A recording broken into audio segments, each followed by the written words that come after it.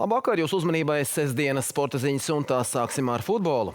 Latvijas vīriešu valstsienība Baltijas kausa turnīra pusfinālā Kaunijā tikās ar Lietuvu un piedzīvoja zaudējumu pēcspēles sitienos ar 4-5. Armands Kučis, kurš izrāvās vienatnē pret mūsu komandas vārtsargu Frenku Orolu un atklāja rezultātu. Drīz pēc tam Lietuva neizmantoja izcilu iespēju dubultot savu pārsvaru. Uzskanājumā vēl vienu teicam izdevību gūt vārtus neizmantoja lietuvieši. Eligijs Jankausks sita pāri vārtiem. Pirmā puslaika izskaņā labu izdevību no tiešā brīvsitiena neizmantoja arī Roberts Savaļnieks, bumba lidoja pāri vārtiem. 60. minūtē ar pirmo precīzo sitienu vārtu rāmī Latvijas izlase panāca izlīdzinājumu. Pēc teicams Andreja Cigaņika piespēles lielisks sitiens kritienā ar galvu padevās aizsargam Maksimam Toņiševam. Turpinājumā iespējas izraut uzvaru bija abām komandām, taču tās netika izmantotas un pamatlaiks noslēdzās neizšķirti 1-4 uzvarēja Lietuvas futbolisti. Tādējādi Latvijas futbolisti 9. jūnijā Rīgā spēlē par 3. vietu turnīrā. Latvijas sieviešu futbola izlasē pasaules kausa kvalifikācijas turnīra B līgas spēle izbraukumā ar 0-5 piekāpās Portugālei un piedzīvoja 5. zaudējumu tikpat spēlēs. Mēs turpinām ar priecīgu vēstu par 3-3 basketbolu. Latvijas vīriešu izlase šovakar ceturtdaļfinālā pārliecinoši uzvarēja Lietuvu un iekļuva Varšavā notiekošā pasaules kausa pusfinālā. Pašā spēles sākumā ar 3-1 vadībā izvirzījās lietuvieši, bet turpinājumā notikums laukumā diktēja Latvijas basketbolisti. Pēc Kārļa Lasmaņa un Naura Mieža tālmetieniem mūsējiem izdevās panākt vadību ar 9-4, vēlāk 15-9 un beigās izcīnīt pārliecinošu uzvaru ar 22-13. Latvijas basketbolistiem skaists revanšs lietuviešiem par zaudējumu Parīzes olimpisko spēļu mačā par bronzas medaļām. Šovakar Miezis guva 10 punktus, bet Lasmanis 8. Latvijas pretiniece pusfinālā būs ar pirmo numuru izsētā Serbija. Pusfināli un fināli rīt būs skatāmi LTV 7 tiešraidēs. Pusfinālu tiešraidi skatieties no 19:05. Ķēguma trasē Zelta zirgs ar kvalifikācijas braucieniem sācies pasaules čempionāta 8. posms motokrosā. No ķēguma ziņo mūsu korespondents Normunds Melderis. Pirmajā dienā MXGP klašu pārstāvi veica kvalifikācijas braucienus. MXGP klases braucienā mūsu favorīts Pauls Jonas nostartēja atzīstami. Beigās viņam 6. vieta, bet otrs latvietis Markus Kokins finišēja 22. Jutos diezgan labi, nedaudz pazaudēju kontaktu ar priekšā braucošiem pirmajos apļos. Bija nedaudz pārāk sasprindzis un tad, kad nedaudz noķēra ritmu un atbrīvojas, tad jau viņi pamukuši prom, bet 6. vieta nav slikts rītdienas. Uz rītdienu mocim kaut kas jāmaina? Nedaudz piestāvēsim pie amortizatoriem, jo ķēgums ir vienmēr diezgan sarežģīta trasa, lai uzliktu labus amortizators mocītim. Tā kā nedaudz padomāsim, pieliksim pie tā un cerams, ka rītdien varēšu priecēt savus skatītājus. Tā kā tiekamies ķēgumā. Savukārt pirmo startu vietu rītdienas sacīkstē ieguva Lukas Koens no Beļģijas. MX2 klasē pieklājīgi sekmes bija brāļiem Reišuļiem. Tā Jānis Mārtiņš visu laiku bija līdergrupā un beigās bija 7. Savukārt Kārlis Alberts sasniedz 11. pozīciju. Tikmēr pirmo vietu kvalifikācijā ieguva Beļģis Saša Koens. Pirmos oficiālos ieskaits braucienus šodien aizvadīja tikai Eiropas čempionāta klašu dalībnieki. EM250 klasē uz startu stājās 2 latvieši – Jēkabs Kubuliņš un Tomas Šaicāns. Viegli viņiem neklājās, abi piedzīvoja kritienus. Tā Kubuliņš tādēļ no 7. vietas noslīdēja uz 15. bet pēc tam spēja aizsniegties un finišēt 11. Ļoti smaga trasa ir. Manuprāt, viena no grūtākajām, kas vispār kalendārā ir. Un it īpaši šodien, tagad vēl, kad salījus un ar ritīgām spūrēm bedrēm, tad ir grūti.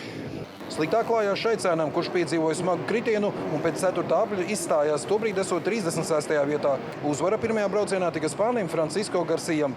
EM125 klasē vienīgais latvietis Tomas Dankēts beigu daļā pakāpjoties dažas pozīcijas uz augšu, finišēja 34. Bet visu laiku esot vadībā uzvaru pirmajā braucienā svinēja austrietis Rikardo Bauers, kuram uz pēdām mina un otrais finišs sasniedza viņa tautietis Morits Enekers. Latvijas motosportists Andžejs Ļebeģevs Mančestrā ierindojās 11. vietā pasaules speedway čempionāta jeb Grand Prix seriāla sezonas 3. posmā.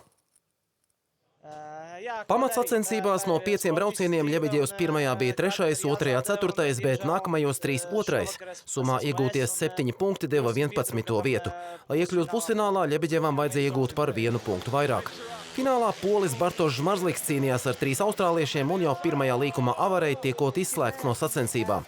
Fināls atsākās ar 3 Austrālijas braucējiem, no kuriem uzvaras vinēja Maks Friks, 2. bija Bredijs Kerts, bet 3. Džeks Holders. Šovakar turpat Mančestrā norisināsies sezonas 4. posms. Francijā pasaules kausa pirmajā posmā BMX riteņbraukšanā U23 grupas sacensībās Latvijas sportists Edgars Langmanis spēja iekļūt finālā, kurā pēc pirmās virāžas cīnījās par labāko trīnieku. Otrajā taisnē Latvijas vienā no pumpām saķērās ar 3. vietā esošo šveicieti Sīnu Nunlistu. Langmanis krita, taču spēja sasniegt finišu sacensības noslēdzot 8. vietā. Uzvarēja francūzis Leo Lebožēns. Sieviešu U23 grupā līdz pusfinālam tika Eiropas čempione Veronika Monika Stūriška, taču tajā viņai neizdevās tikt augstāk par 7. vietu, kas summā deva 13. pozīciju. Finālā pirmā finišēja Freja Šalis no Lielbritānijas. Igaunijas velobraucienu otrajā posmā lietainos apstākļos kopvērtējuma līderis Mārtiņš Pluto izcīnīja 8. vietu un noslēguma atkāpās uz 3. pozīciju, bet velobraucienā uzvarēja polis Marcelī Boguslavskis. Par Francijas atklātā tenisa čempionāta uzvarētāju kļuvusi 19 gadus vecā Mirra Andrejeva, izcīnot savu pirmo Grand Slam titulu. Finālā ranga 8. pozīcijas īpašniece ar 6-3 un 6-2 pārspēja polieti Maju Hvaļinsku, kura VTA rangā ir 114. vietā un šo turnīru sāka no kvalifikācijas. Iepriekš labākais rezultāts Grand Slam turnīros Andrejevai bija pērn sasniegtie ceturtdaļfināli Francijā un ASV. Dubultspēļu turnīrā 2. gadu pēc kārtas triumfēja tenisa veterānu duets Spānis Marcels Granollers un argentīnietis Horacio Ceballos, kuri finālā ar 6-4 un 6-2 apspēlēja somu Hariju Heliovāru un britu Henriju Patenu. NBA finālsērijas 2. spēlē Ņujorkas Knicks izbraukumā vēlreiz ar 105-104 pārspēja San Antonio Spurs un sērijā panāca 2-0. Viss izšķirās pašā izskaņā, ka Džēlens Bransons pēc Viktora Vembanjamas kļūdas pārķēra bumbu un izprovocēja pārkāpumu. Lai gan Bransons realizēja tikai 1 no 2 sodametieniem, ar to pietika uzvarai, jo Vembanjama netrāpīgi grozā savu pēdējo sekundžu metienu. Nākamās 2 spēles notiks Ņujorkā. Monako trasē notikušajā pirmās formulas posma kvalifikācijā triumfējas sezonas līderis Kimi Antonelli no Mercedes vienības, bet otrais bija Red Bull pilots Maks Verstapens. Par vieglatlētiku turpina Normunds Melderis. Ogres stadionā aizdīts LVS Sportlanka kausa 3. posms vieglatlētikā. 100 metru sprintā dāmām ar rezultātu 10,86 sekundes labākā izrādījās Ieva Malnača. Otru panākumu iegūta 200 metru distancē, kur finišēja pēc 24,02 sekundēm. Trīssoļliekšanā vīriešiem sīvā cīņā ar Elviju Misānu pirmais bija Sandis Dzenītis. Viņa rezultāts 15 metri un 17 centimetri. Savukārt dāmu konkurencē labākā izrādījās Brenda Džiljana Apsīte. Tikmēr 3000 metru šķēršu skrejienā pārliecinoši ātrākā bija Elīna Gumārova. Es varu pateikt, ka bija grūti. Nav laiku tādu, kad ir viegli. Tāpēc, ka tas ir sacensības, vajag skriet ļoti ātri, bet tas ir otrais starts šajā sezonā. Tāpēc es priecīga, ka man sanāca noskriet.